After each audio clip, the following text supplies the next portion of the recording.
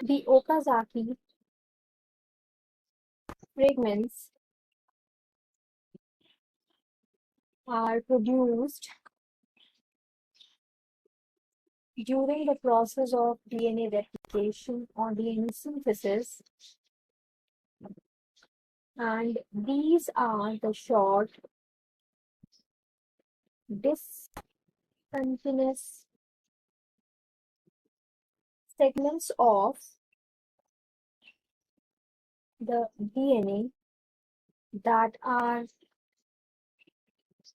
synthesized on the lagging strand. These Okazaki fragments are not synthesized